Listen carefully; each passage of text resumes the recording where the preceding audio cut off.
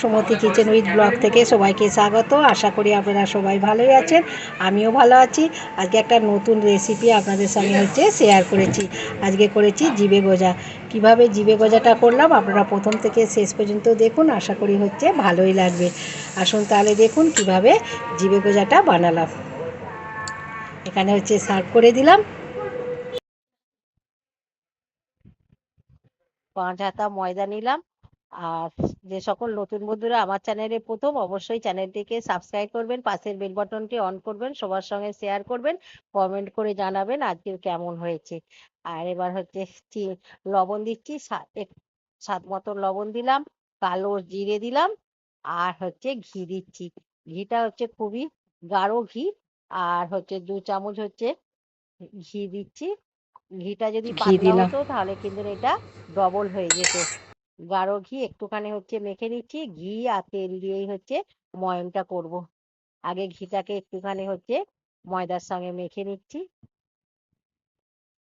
একটু ঘষে ঘষে মেখে নিতে হবে। আর এখানে তেল বা ঘিয়ের পরিমাণটা একটু বেশি দিতে হবে। 2 পোলা তেল দিচ্ছি, সাদা তেল দিলাম, দিয়ে ভালো করে ময়দার সঙ্গে ভালো করে মেখে নিচ্ছি। আর জিভে গজা একটু বেশি করে তেল দিলেই তবে জিভে গজাগুলো কিন্তু ভালো হবে, পুরো দোকানের মতন হবে।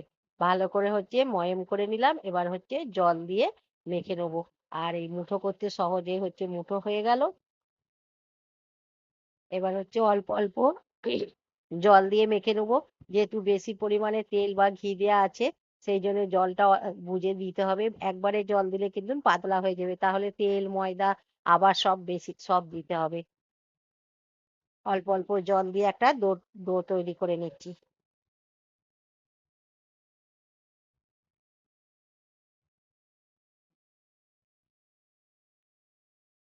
ময়দাটা মাখা হয়ে গেছে, ডোটা তৈরি করে নিচ্ছি। এবার চাপা দিয়ে রেখে দিচ্ছি।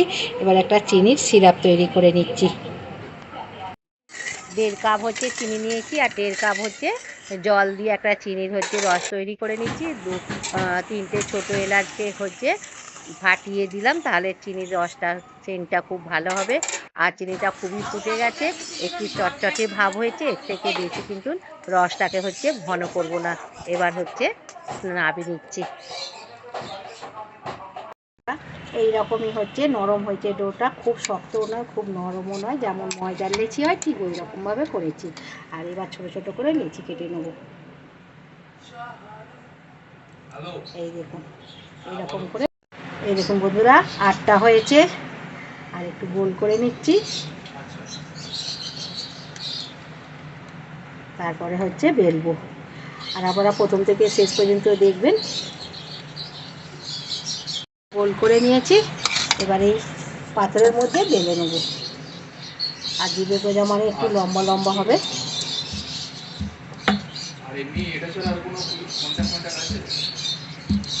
এইরকম লম্বা করে বেলে নিচ্ছি। একটু মোটা মোটা হবে।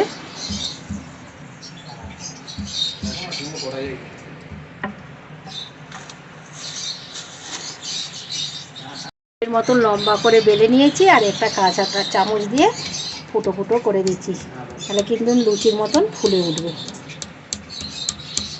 কাঁচা চামচ দিয়ে করে দিলাম। এইরকম করে সবগুলোকেই আমি বেলে নিচ্ছি। বন্ধুরা এইগুলো বেলে নিয়েছি। এবার কড়াতে তেলটা দিয়েছি, গরম হয়ে গেলেই ভাজবো। তেলটা গরম হয়ে গেছে, এবার তেলের মধ্যে দুটো ছেড়ে দিয়েছি। আর মিডিয়াম আছে ভাজছি, খুব একটা ফুল আছে ভাজছি না, তাহলে তাড়াতাড়ি লাল হয়ে যাবে। এবার উল্টে দিচ্ছি। এক পিঠ উল্টে দিয়েছি, আর কাঁটা চামচ দিয়ে ফুটো করে দিয়েছি, সেই জন্য আর লুচির মতন ফুলছে না। ফুটো না করলে কিন্তু লুচির মতন ফুলে যেত। ভালো করে উল্টে পাল্টে লাল করে একটু ভেজে নিচ্ছি। লাল করে ভাজা হয়ে গেছে।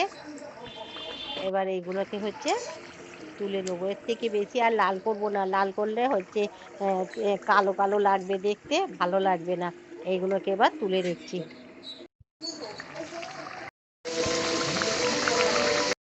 আবার হচ্ছে তেলের মধ্যে ছেড়ে দিয়েছি, লাল হয়ে ভাজা হয়ে গেছে।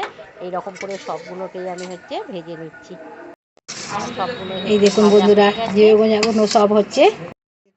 এইগুলোকে হচ্ছে এবার চিনির রসে দিয়ে দেবো। চিনির রসটা আগেই হচ্ছে তৈরি করে রেখে দিয়েছি, গরম আছে।